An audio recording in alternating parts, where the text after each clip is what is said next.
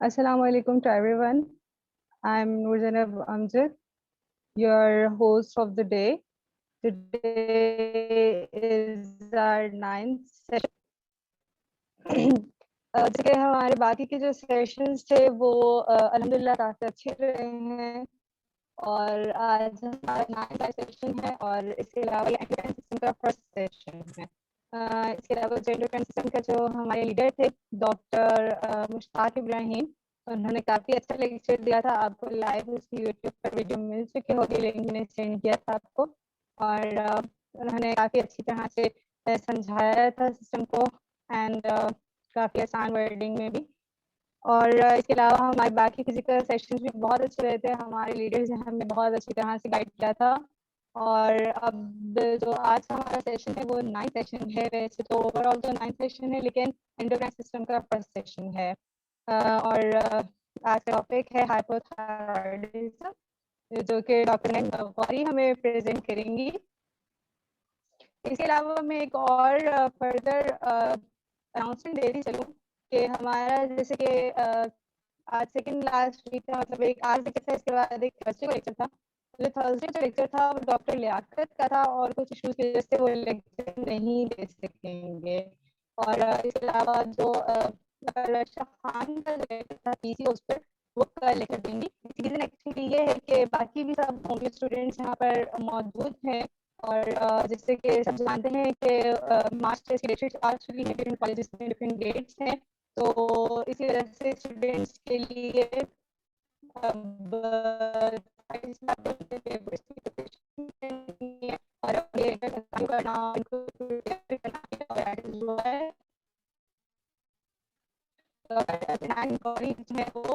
इसके अलावा रक्षा खान टीचर्स तो कर लेकर देंगी, यानी कि ट्यूसडे को 3 o'clock पर लेक्चर होगा। आज की टाइमिंग डॉक्टर जैन कॉलेज के स्केड्यूल की वजह से थोड़े से चेंज किए गए थे एंड आई होप कि स्टूडेंट्स को कुछ ज़्यादा इशू नहीं हुआ होगा।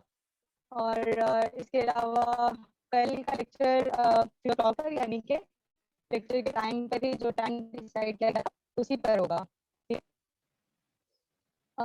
इसके अलावा डायबिटीज पर लेक्चर दिया जाएगा, वेडनेसडे का गैप है। और इसके अलावा थर्सडे को डायबिटीज पर लेक्चर दिया जाएगा, जो कि आसिम नवीद और डॉक्टर जबीला बुखारी देंगे। इसके अलावा अगर किसी को कोई भी कंफ्यूजन है या कुछ भी है तो वो मुझसे पर्सनली मैसेज करके पूछ सकते हैं। इसके अलावा मैं डॉक्टर नन्नन वॉइस से रिक्वेस्ट करूंगी काइंडली अपने लेक्चर स्टार्ट करें।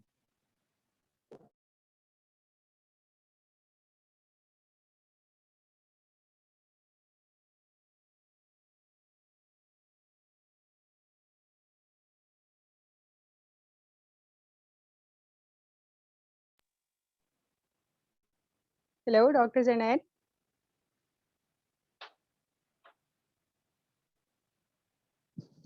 हेलो।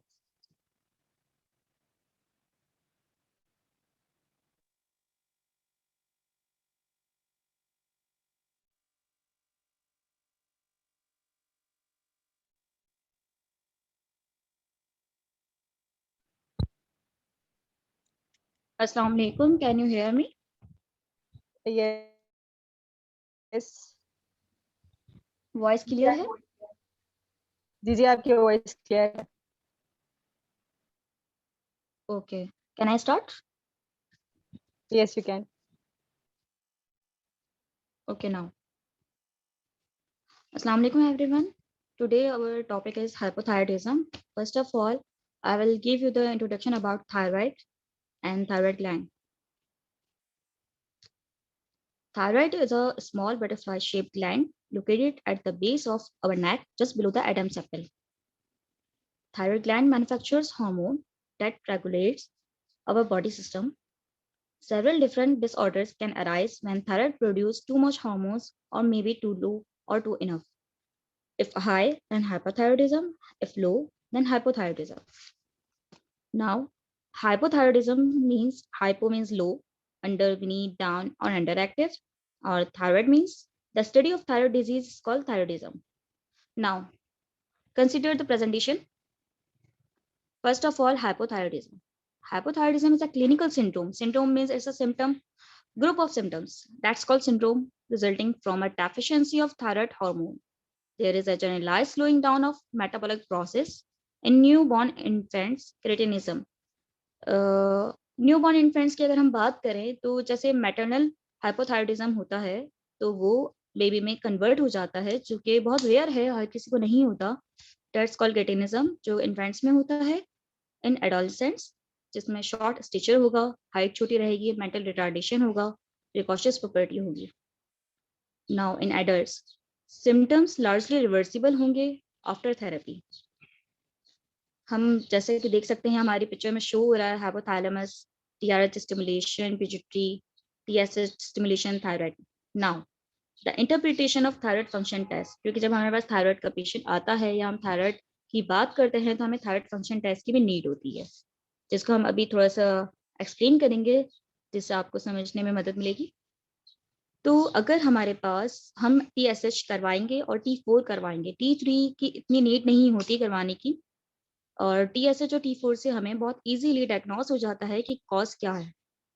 अगर टीएसएच लेवल हाई आता है हमारे पास तो T4 लेवल हाई आएगा और तो पिट्यूटरी हाइपोथायराइडिज्म होगा, हाइपोथायराइडिज्म होगा और थायराइड हार्मोन रेजिस्टेंस पाया जाएगा.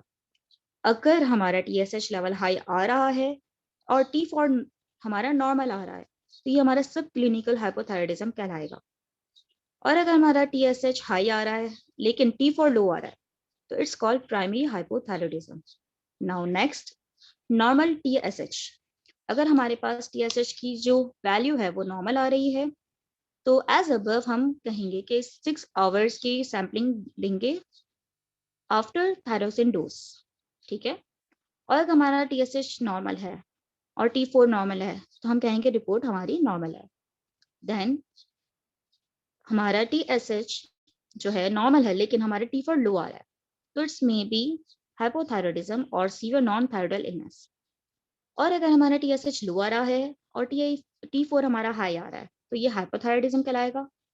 फिर हमारा टीएसएच जो है लो आ रहा है लेकिन T4 जो है हमारा नॉर्मल आ रहा है तो इट्स मीन्स सब क्लिनिकल हाइपोथायराइडिज्म. ठीक है. और अगर हमारा टीएसएच लो है और T4 भी लो आ रहा है तो it's pituitary hypothalamic hypothyroidism, severe non thyroidal illness. अब हम बात करेंगे इटियोलॉजी ऑफ हाइपोथायराइडिज्म. ठीक है. इसमें 4 टाइप्स होती हैं, primary, secondary, tertiary and peripheral. अगर प्राइमरी है तो मे बी थायराइड फेलियर है. अगर सेकेंडरी की हम बात करें तो पिट्यूटरी टीएसएच डेफिशिएंट होगा जिसमें hypopituitarism due to pituitary adenoma, apoplexy, infiltrative disease, sarcoidosis. अगर हम टर्शियरी की बात करेंगे तो हाइपोथैलेमिक डेफिशिएंसी होगी टीआरएच की, थायराइड रिलीजिंग हार्मोन, जो कि बहुत रेयर है. Peripheral resistance to the action of the thyroid hormone. अब हम बात करेंगे मेजर कॉजेज क्या हैं हमारे हाइपोथायराइडिज्म के, जो कि हमारा मेन कॉज हमें बताता है कि ये डिजीज जो है वो किस वजह से हुई है, इसके कॉजेज क्या है. ठीक है. जिसमें सबसे पहले हम प्राइमरी कॉजेज की अगर हम बात करें तो it's a chronic auto immune thyroiditis, iatrogenic thyroidectomy, radio iodine therapy और एक्सटर्नल रेडिएशन. जैसा कि आप सब जानते हैं कि थायरोडीन की डेफिशिएंसी या एक्सेस होने की वजह से थायराइड की प्रॉब्लम कॉज होती है कि थायराइड ग्लैंड में कोई इशू आ रहा है, चाहे वो हाइपर हो चाहे वो हाइपो हो. ठीक है. डेफिशिएंसी एक्सेस होगी या डेफिशिएंट होगा आयोडीन, तब हमें थायराइड कॉज हो जाएगा. जो ड्रग्स हैं इसमें जो यूज होती हैं जिससे भी थायराइड कॉज हो जाता है, जिसमें लिथियम है, एमिड्रॉन है, जो एक्सेट्रा एलोपैथिक के ड्रग्स के नेम्स लिखे हुए हैं. इनफिल्ट्रेट डिजीज हो सकती है, उससे भी थायराइड कॉज होगा. फिब्रस थायराइडाइटिस है, हेमिक्रोटिस है, सार्कोइडोसिस है, ट्रांशिएंट हाइपोथायराइडिज्म है, सब एक्यूट लिम्फोटिक पेलनेस थायराइडाइटिस, सब एक्यूट ग्रैनुलोमेटोस थायराइडाइटिस, पोस्टपार्टम थायराइडाइटिस, सब total थायरोडेक्टोमी, following radioiodine therapy for Graves' hyperthyroidism, following withdrawal of suppressive doses of thyroid hormone in thyroid patients, congenital thyroid agenesis, diagenesis or defects in hormone synthesis. Central hypothyroidism की अगर हम बात करें तो उसमें TSH deficiency होती है या टीआरएच डेफिशिएंसी होती है. Generalised thyroid hormone resistance. Now Hashimoto thyroiditis क्या है इसको हम एक्सप्लेन करेंगे. Chronic lymphotic thyroiditis, probably the most common cause of hypothyroidism. अगर बात की जाए कि हाइपोथायराइडिज्म की बहुत मेन कॉज क्या है तो वो होती है हशिमोटो थायराइडाइटिस, ठीक है, with younger one patients without vital, older patients atrophy gland after destruction of immunological process, high titer of auto antibodies to thyroidal antigens। कौन कौन से जो हमारे एंटीजेंस वो रिस्पॉन्सिबल होते हैं, thyroglobulin A B, thyroperoxidase A B, TPO A B, anti microsomal A B, AM. Now pathogenesis क्या होता है हाइपोथायरॉयडिज्म का? Pathogenesis of hypothyroidism, Zainab, can you forward the next slide?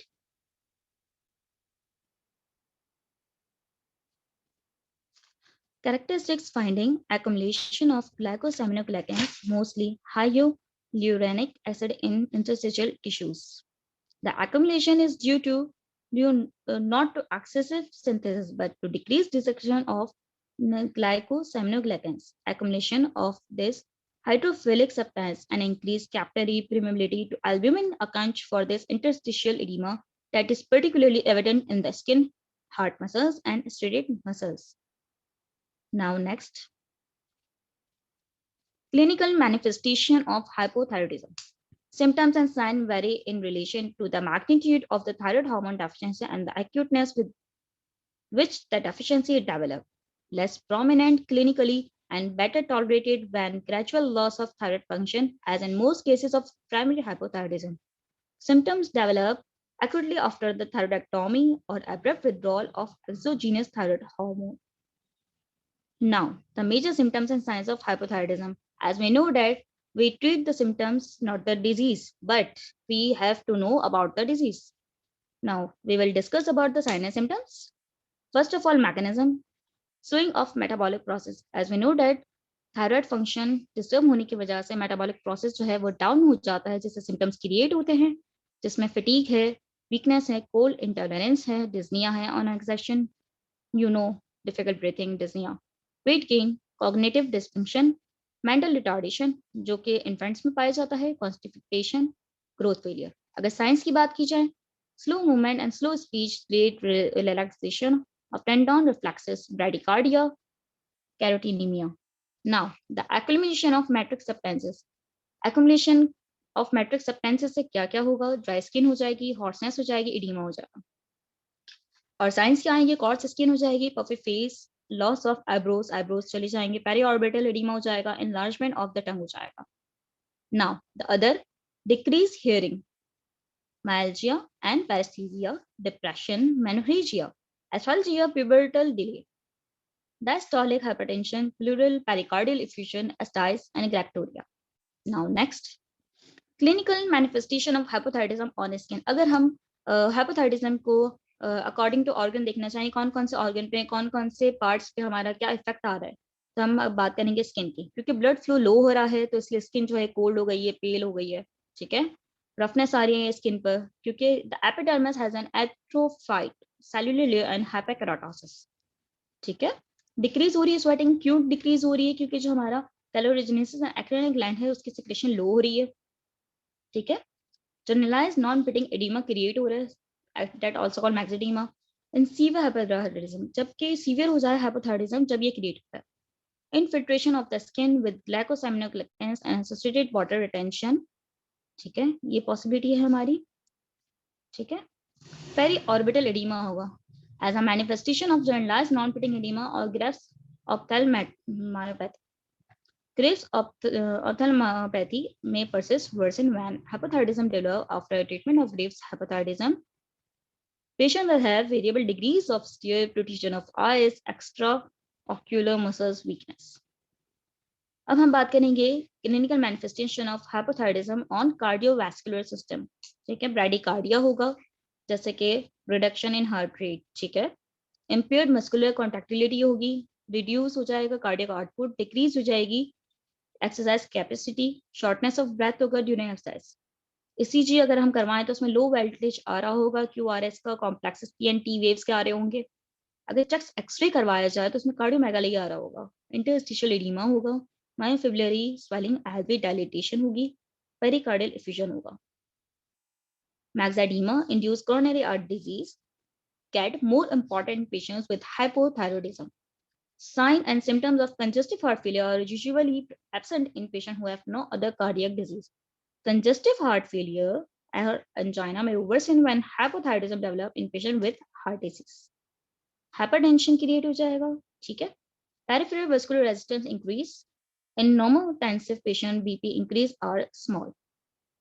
The BP of patient with established hypertension may increase further with the development of hypothyroidism. अब हम बात करें कि respiratory system पे क्या इफेक्ट आएगा. फटीग सबसे पहले, shortness of breath on exertion, decrease हो जाएगी एक्सरसाइज कैपेसिटी उसकी. क्यों? क्योंकि उसका जो इम्पेयर्ड हो रहा है, रेस्पिरेटरी फंक्शन जो है वो इम्पेयर्ड हो रहा है, अफेक्ट हो रहा है. कार्डियोवास्कुलर डिजीज की पॉसिबिलिटी है, इसलिए भी उसकी रेस्पिरेटरी पे प्रॉब्लम आएगा. हाइपरवेंटिलेशन हो जाएगा. हाइपरवेंटिलेशन मतलब शैलो और स्लो रेस्पिरेशन हो जाएगी. रेस्पिरेटरी मसल्स जो हैं वो वीक हो जाएंगे. रिड्यूस हो जाएगी पल्मोनरी रिस्पॉन्सेज, क्योंकि हाइपोक्सिया है, हाइपोकैप्निया है. ऑब्स्ट्रक्टिव स्लीप एप्निया हो जाएगा, जिसको माइक्रोग्लोसिया कहेंगे. अब हम बात करेंगे जीआईटी डिसऑर्डर्स क्या क्या हो सकते हैं. कॉन्स्टिपेशन हो जाएगा, क्योंकि जाहिर है हमने जब कहा मेटाबॉलिज्म स्लो हो रहा है तो हर चीज पे इफेक्ट आएगा, ठीक है. डिक्रीज हो जाएगा टेस्ट सेंसेशन. गैस्ट्रिक एट्रोफी हो जाएगी. Presence of antiparietal cell antibodies punishes anemia in 10% of patients with hypothyroidism caused by the chronic autoimmune thyroiditis. Weight gain हो जाएगा, क्योंकि मेटाबॉलिज्म हमारा लो हो चुका है due to decrease metabolic rate. Accumulation of fluid. Non pitting oedema होगा. Oedema दो तरह के होते हैं, पिटिंग और नॉन पिटिंग. इसमें नॉन पिटिंग एडिमा होगा. That is rich in glycosaminoglycans. Acids, जो कि बहुत रेयर है, हर किसी में नहीं होता. अगर हम बात करेंगे अब के रेनल फंक्शंस पे क्या क्या हाइपोथायराइडिज्म के इफेक्ट्स आ रहे हैं, ठीक है. GFRL जो है हमारा GFR, वो हमारा लो हो जाएगा. GFR means glomerular filtration rate, ठीक है. Impaired ability to excrete of water load, ठीक है, क्योंकि किडनी पे लोड पड़ रहा है तो वो उस पे वाटर का जो एक्सक्रीट है वो सही नहीं हो पाएगा. ड्रग्स अगर क्लियरेंस यूज होगा, जैसे एग्जांपल एंटी एपिलेक्टिक या एंटीकोगुलेंट या हाइपोटोनिक या ऑक्वाइड ड्रग्स यूज हो रहे हैं, वो भी इस पे इफेक्ट करेंगे, इस डिक्रीज. ड्रग टॉक्सिसिटी में occur if drug dosage is not reduce. During T4 replacement, drugs that are administered at effective doses in patients who are hypothyroid may become less effective. Now, anemia. अगर clinical manifestation of hypothyroidism की अगर हम बात करेंगे तो anaemia में क्या क्या पॉसिबिलिटीज हैं. थायरोक्सिन डेफिशिएंसी की वजह से इम्पेयर्ड हो जाएगी हेमोग्लोबिन की सिंथेसिस. आयरन डेफिशिएंसी हो जाएगी. क्यों? क्योंकि इंक्रीज आयरन लॉस हो रहा है with menorrhagia. Impaired intestinal absorption हो रही है आयरन की. Folate deficiency, impaired intestinal absorption of folic acid. Pernicious anemia, vitamin B12 deficient, megaloblastic anemia. Now, reproductive abnormalities जो कि बहुत कॉमन है, हाइपोथायराइडिज्म हो या हाइपरथायराइडिज्म हो, पेशेंट इनफर्टिलिटी की प्रॉब्लम को फेस कर रहे होते हैं. Women with hypothyroidism may have athyr oligo or amenorrhea, hyperamenoria, menorrhagia. Decreased fertility rate, increased likelihood for early abortion. Hyperprolactinemia may occur and is occasionally sufficiently severe to cause amenorrhea or galactoria. The serum sex hormone binding globulin concentration may be low in hypothyroidism. This will lower serum total but not free sex hormone concentration. अब हम बात करेंगे neurological dysfunction. General depression of central nervous system, sleeplessness, inability to concentrate, sluggish thought process, respond slowly to questions, less able to retrieve information from memory. Agitated psychosis, जो कि बहुत rare है, जिसको हम मैक्सिडीमा मैडनेस कहते हैं. Fact 23% reduction in cerebral blood flow and 12% reduction in cerebral glucose metabolism. Neuromuscular abnormalities की बात करेंगे हम. Delayed in the relaxation phase of deep tendon reflexes. Carpal tunnel syndrome हो जाएगा. पैरेस्थीसिया हो जाएगा. Asymptomatic elevation in serum CPK level to muscle hypertrophy, which may be accompanied by muscle cramps, to proximal muscle weakness. In rare cases, rhabdomyolysis. अब हम बात करेंगे metabolic abnormalities की. Hyponatremia may result from a reduction in free water clearance. Reversible increase in serum creatinine occur in 20 to 90% of hypothyroid patients. Zainab, आप slides थोड़ा slowly चलाइए please. Reversible increase in serum creatinine occur in 20 to 90% of hypothyroid patients. Lipid clearance may be decreased, resulting in an elevation in the serum concentration of free fatty acids total and low density lipoprotein cholesterol. Plasma homocysteine concentration are increased in some hypothyroid patients. Now, common sign and symptoms of hypothyroidism, इसमें हमें जो sign and symptoms हैं उसके according affected patients कितने होंगे, उनकी percentage क्या होंगी, इसका हमें रेशो बताया गया है। मैं कुछ आपको डिफाइन कर देती हूँ। वीकनेस है 99% पेशेंट में पाई जाएगी। स्किन चेंजेस, जो ड्राई स्किन हो जाती है वो 97% पेशेंट्स में होती है। लेथार्जी जो है 91% पेशेंट्स हैं। Slow speech 91, eyelid 90, cold sensation 89, decrease sweating 89 and so on. Now that's the arrow serum FT4 NTSH। इसमें हमें जिस तरह से हमने अभी सारी प्रेजेंटेशन को समझा है, उसमें उसकी थोड़ी सी ये सिंपल सी एक फ्लो चार्ट बनाया गया है, जिसमें आपको सारा नॉर्मल, प्राइमरी, हाइपो, सेकेंडरी, इन सारी डिटेल्स को डिफाइन किया गया है। अब हम बात करेंगे जो कि बहुत ही मेन टॉपिक, मेन बात, ट्रीटमेंट क्या होना चाहिए हाइपोथायराइडिज्म का होम्योपैथिक में। फर्स्ट ऑफ ऑल हम बात करेंगे ट्यूबरकुलिनियम Bovista. Tuberculinum bovista, tubercular glands in the neck, given varying potencies ranging from 200 to 1 m or cm. This alone may be sufficient to cure inflammation of glands. If it fails, try the following. First of all जो हम medicine start करेंगे वो ट्यूबरकुलिनियम Bovista होगी। Glands के लिए जो बहुत अच्छा वर्क करती है। उसकी पोटेंसी वैरी कर सकती है अकॉर्डिंग टू पेशेंट, हमें चेक करके देना चाहिए 200 देना है या 1 m या cm देना है, जो कि बहुत अच्छा रिजल्ट देती है हमें। अगर ये फेल हो जाती है ये मेडिसिन हमारी, तो फिर हम दूसरी मेडिसिन को फॉलो करेंगे। फर्स्ट ऑफ ऑल हम अगर बात करें ट्यूबरकुलिनियम बोविस्टा के बाद, तो हमारी सेकंड पे आएगी Calcarea iodide. It may be given in thrice in 30% potency. Tuberculinium bovista may continue as an intermittent remedy 200 every month। ठीक है। अब हम बात करेंगे कैलकेरिया फ्लोर की। In duration and infiltration of glands, cellular tissues and bony formations, stony hard glands, rice bodies and cartilages। अब हम बात करेंगे ब्राटा आयोड की।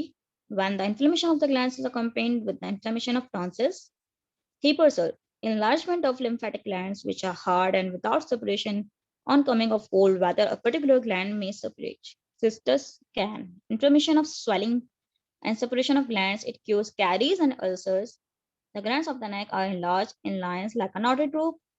Thyroidine, जो कि बहुत इंपॉर्टेंट और अच्छी मेडिसिन है। Disease cause by non operation of thyroid glands should be given for 3 months or so on. Iode, indolent glands with hard edges and swelling glands separate with gutty, thin and acrid discharges. Atrophy of glands, swelling before hardening, separating.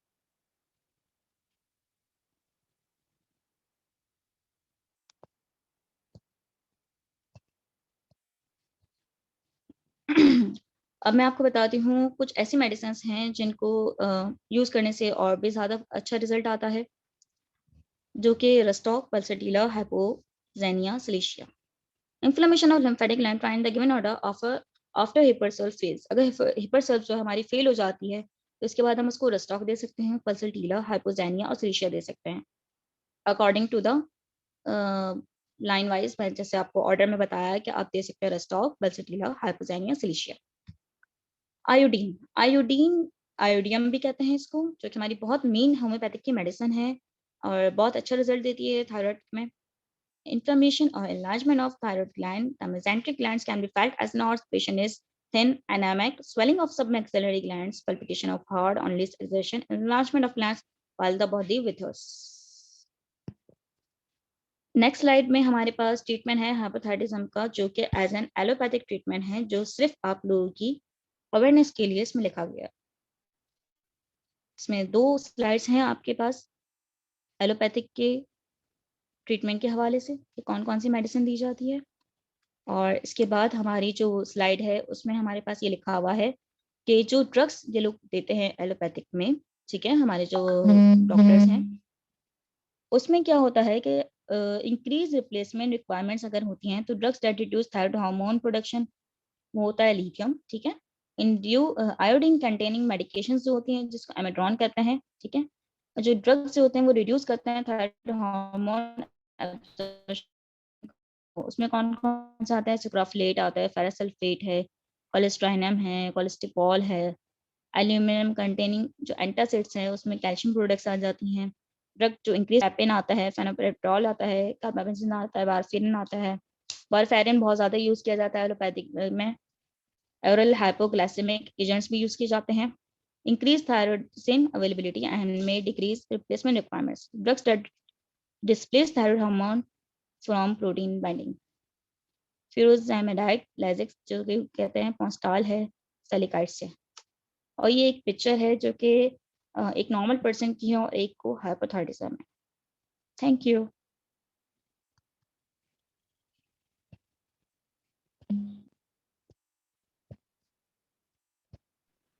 Thank you so much doctor सैंडैन।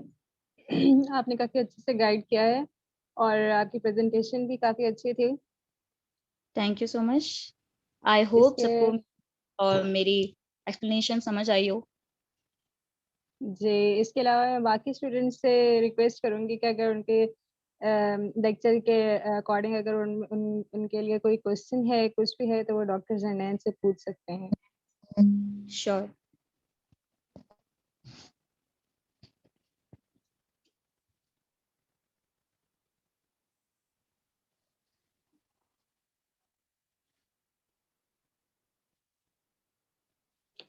आज doctor आजम अली मुगल हमारे साथ नहीं है। जी जी, कहिए। Hello. जी जी, अब आपकी आवाज आ रही है।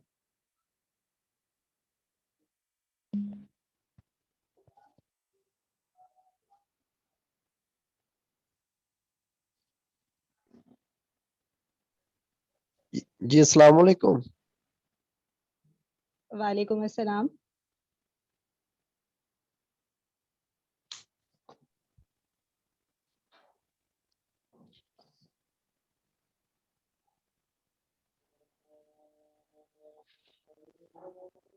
हेलो।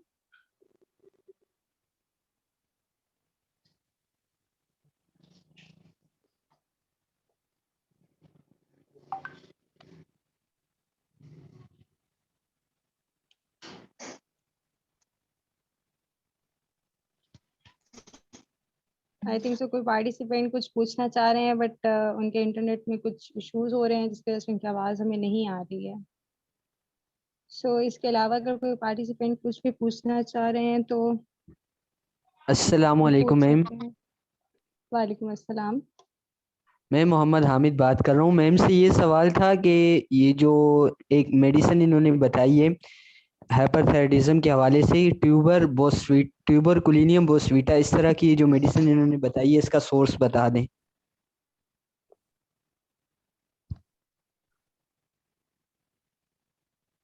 ट्यूबरकुलिनियम बोविस्टा की अगर आप बात करेंगे तो ट्यूबरकुलिनियम जो है हमारा नोसोड है, जो कि ट्यूबरकुलिनियम जो हमारा नोसोड है वो इस्तेमाल होता है और 200 में यूज करते हैं। और ट्यूबरकुलिनियम बोविस्टा जो है वो दो मेडिसिन का कॉम्बिनेशन है। बोविस्टा अलग मेडिसिन है, ट्यूबरकुलिनियम अलग मेडिसिन है। इन दोनों मेडिसिन को कंबाइन करके जो मेडिसिन आती है वो कहलाती है ट्यूबरकुलिनियम बोविस्टा, जो ग्लैंड्स पे बहुत अच्छा अफेक्ट करती है। और इसको 200 में भी यूज़ कर सकते हैं, 1 में भी और CM में भी। ये सबसे पहले अगर दी जाए तो बहुत अच्छे रिजल्ट्स हमें देती है। इसके बाद क्योंकि जो इन्फ्लेमेशन होती है ग्लैंड्स की उसको बहुत अच्छा क्योर करेगी। इसके बाद हम दूसरे मेडिसिन यूज़ करेंगे तो हमें रिजल्ट अच्छा आएगा। और अगर हम बात करें कि क्लिनिकली एक्सपीरियंस क्या है, तो आयोडियम जो है वो बहुत अच्छा रिजल्ट आ रही होती है।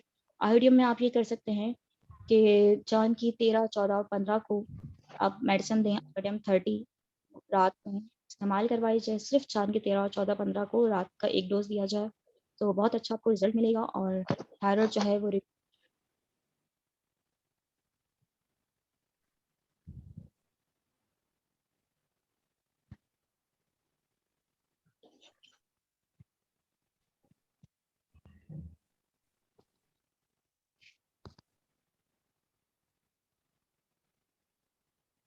हेलो। ज़ैनब एनिमेशन हियर। जी, आपकी आवाज़ कट गई थी। मेरी आवाज़ नहीं है, मैंने एक्सप्लेन कर दिया था। जी जी, आपने एक्सप्लेन किया है, लेकिन आपकी आवाज़ बिल्कुल एंड एंड की लाइंस में आपकी आवाज़ कट गई थी। अच्छा, मतलब मुझे पूरा दोबारा बताना पड़ेगा? नहीं मैम, बस आपने आपने वहां मैम तक आपकी बताया है। आवाज नहीं क्लियर आ रही ना। एक मिनट, मुझे आवाज नहीं आ रही, क्या कह रहे हैं? जी मैम मैम आपने आपकी ना आवाज क्लियर नहीं आ रही।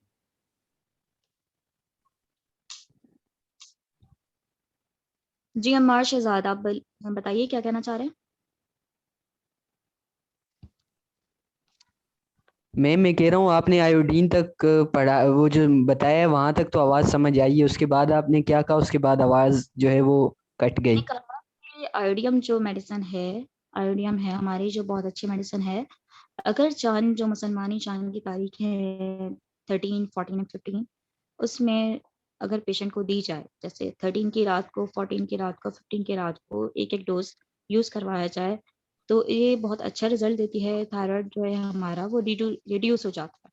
अगर आप ये पूछना चाहते हैं ये कोई ऐसी मेडिसिन हो जो कि सब, जैसे 50 to 60% पेशेंट को उसका रिजल्ट आ रहा हो, क्लिनिकली अगर आप पूछना चाहते हैं, तो TCT करके एक कॉम्बिनेशन बनाया जाता है, उसका रिजल्ट बहुत अच्छा है और बहुत अच्छे से वो वर्क करता है। TCT, थूजा, कैल्किडेकाप एंड थायरोडीन, ये सब 200 की पोटेंसी में कंबाइन करके बनाया जाता है और उसको यूज करवाया जाता है 3 मंथ्स, तो उसके भी बहुत अच्छे रिजल्ट्स आते हैं। थैंक यू मैम, बहुत शुक्रिया।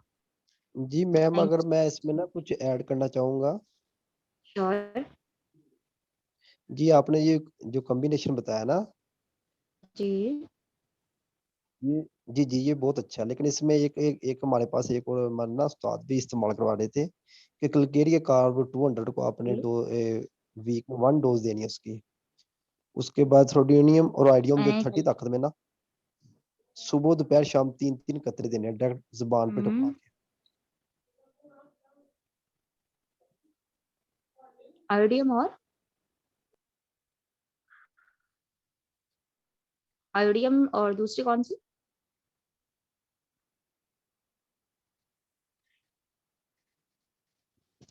हाइड्रोनियम। आयोडियम के अलावा दूसरी? आवाज आ रही है? जी जी, आयोडियम के अलावा दूसरी कौन सी बताई आपने?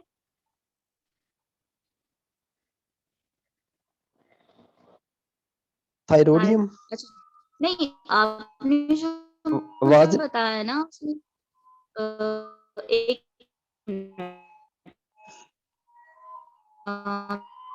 आवाज नहीं मैंने क्लियर आ रही है आपकी ना। 3 बताई, कैल्किडाप, थूजा और थायराइड। तो आवाज क्लियर हो जाएगी। डॉक्टर जैनैन, आई थिंक आपके इंटरनेट में थोड़ा सा इशू आ रहा है, जिस वजह से आपकी आवाज क्लियर नहीं आ रही है। काफी कट कट के आपकी आवाज आ रही है।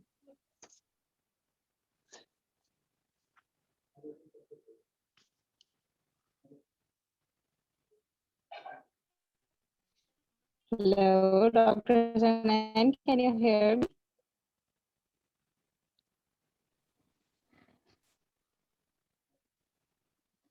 Hello, hello. आवाज आ रही है? आपके इंटरनेट में आई थिंक सो काफी इशू आ रहा है, जिसकी वजह से आपकी आवाज काफी ज्यादा कट रही है। ठीक है, अब आ रही है, मैंने डाटा ऑन कर दिया है। जी, अब आपकी आवाज अभी तक तो क्लियर आ रही है। सही। तो अभी जिसने लास्ट सवाल किया था उनका नाम क्या था? अमार शहजाद। अमार शहजाद के बाद जो सेकंड वॉइस किसकी थी? एक मोहम्मद हामिद ने क्वेश्चन किया था, उन्होंने तो मेडिसिन से रिलेटेड क्वेश्चन किया था, आपने उन्हें बता दिया बात। था। इसके अलावा अमार शहजाद ही आपसे क्वेश्चन कर रहे थे। अच्छा ठीक है, सही। अब कोई और क्वेश्चन है या कोई और बात है, आप पूछ लीजिए।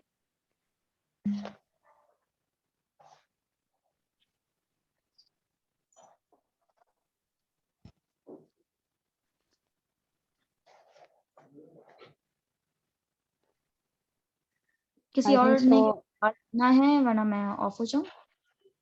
जी जी, आई थिंक सो। और फर्दर कोई क्वेश्चन नहीं है पार्टिसिपेंट्स की तरफ से, so we have to end the meeting.